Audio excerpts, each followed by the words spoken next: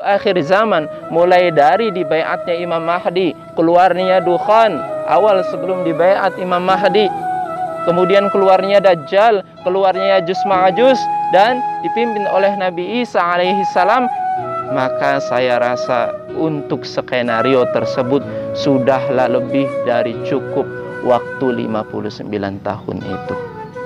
Maka apa yang perlu kita perhatikan? As'alu ahla dzikri in kuntum la ta'lamun.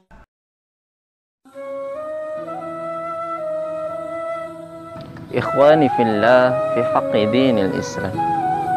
Qadarullah, bulan Ramadan tahun ini yang sedang kita jalani 1441 Hijriah dimulai pada hari Jumat, dan insya Allah pertengahan bulan Ramadan, yakni tanggal 15 Ramadan, tepatnya tanggal 8 Mei 2020, kita akan bertemu pada hari Jumat pula.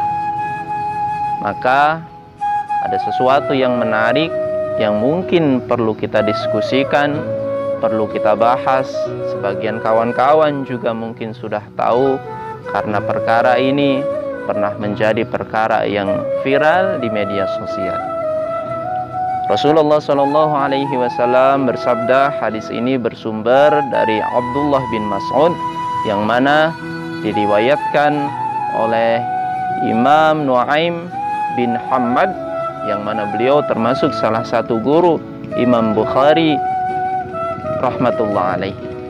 Setidaknya dalam hadis ini ada perkara yang penting, yang mana mafhumnya, jika tanggal 15 Ramadan bertepatan di hari Jumat, maka akan ada suara yang menggelegar setelah fajar, setelah subuh. Maka pada waktu itu kita diperintahkan untuk menutup rapat-rapat bagian rumah kita, bagian pintu, jendela, maupun bagian-bagian yang lain yang bisa menimbulkan suara masuk ke dalam rumah kita. Suara tersebut disebutkan dalam mafhum hadis, maka akan menjatuhkan orang yang sedang berdiri dan membuat kaget orang yang sedang tidur, membuat keluar para perempuan yang sedang ada di dalam rumah. Setidaknya ada beberapa perkara dalam hadis ini. Pertama, fa innahu yakunu ma'mah fi Syawal. Apabila terjadi suara yang keras pada hari itu, hari Jumat tanggal 15 Ramadan, maka akan terjadi huru hara di bulan Syawal. Hadis ini dikaitkan oleh sebagian kita.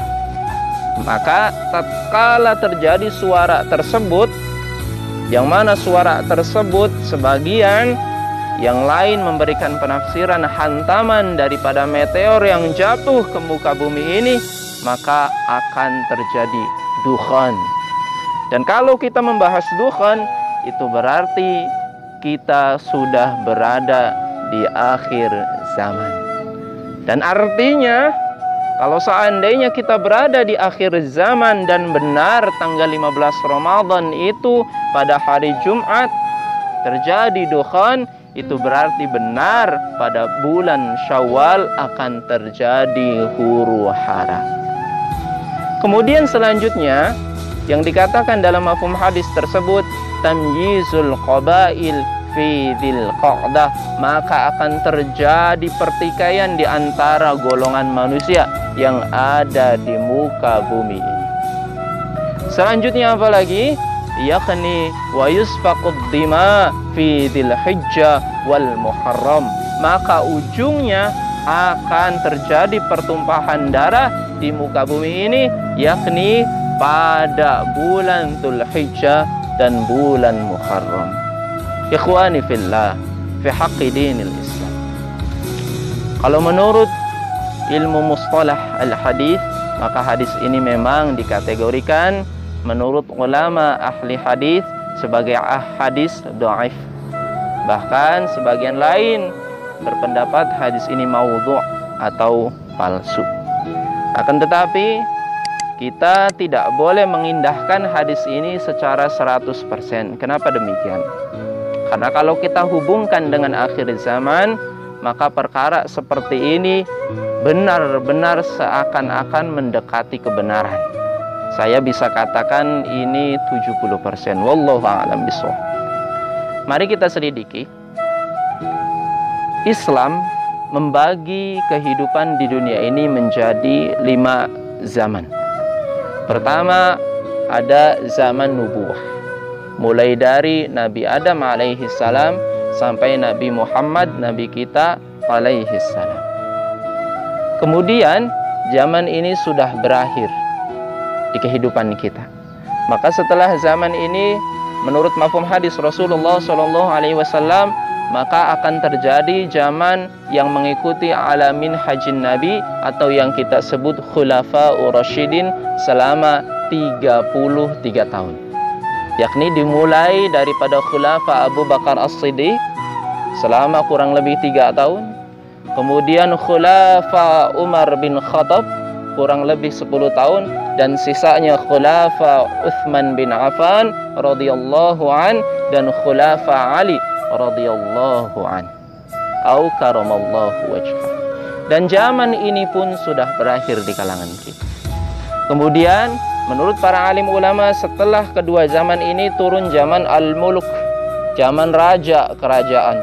Sebagaimana kita ketahui dalam sejarah, yakni dimulai daripada Daulah Umayyah, kemudian selesai Daulah Abbasiyah, dan diakhiri dengan Daulah Utsmaniyah. Nah, setelah ketiga zaman ini, maka terjadilah zaman huru hara. Zaman diangkatnya pemimpin yang jauh daripada kepentingan agama. Agama dipentingkan hanya untuk semata-mata kepentingan individu mereka, yang disebut dengan zaman huru hara. Dan kita sekarang berada di zaman huru hara. Apa buktinya? Maka sudah kita ketahui bersama, menjadi rahasia umum. Di mana-mana umat muslim teraniaya. Palestina, Rohingya, kemudian di berbagai belahan dunia. Maka kita berada di zaman huru hara.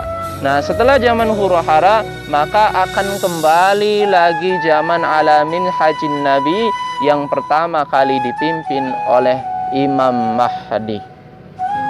Nah, kemudian kita sambungkan dalam hadis, menurut para alim ulama hadis tersebut dhaif atau bahkan maudhu. Adakah kaitannya? Maka kalau seandainya kita runtutkan dengan hadis-hadis yang berkaitan dengan akhir zaman, wallahu a'lam. Tapi bisa jadi hal ini terjadi, akan tetapi kita tidak tahu di hari Jumat tanggal 15 Ramadan yang mana. Kalau seandainya tanggal 15 Ramadan pada puasa hari ini, maka apa yang perlu kita perbuat? Kita hanya bertawakal kepada Allah. Dan bisa jadi di tahun depan, atau bahkan bisa jadi tidak terjadi. Akan tetapi yang namanya akhir zaman itu pasti terjadi, karena dalam kitab Fathul Bari, umur umat Islam itu tidak sampai 1500 tahun, dan sekarang 1441 Hijriah. Artinya hanya tinggal 59 tahun. Untuk menuju 59 tahun, untuk mendapatkan skenario akhir zaman, mulai dari dibaiatnya Imam Mahdi, keluarnya Dukhan awal sebelum dibaiat Imam Mahdi, kemudian keluarnya Dajjal, keluarnya Ya'juj Ma'juj, dan dipimpin oleh Nabi Isa alaihi salam, maka saya rasa untuk skenario tersebut sudahlah lebih dari cukup waktu 59 tahun itu.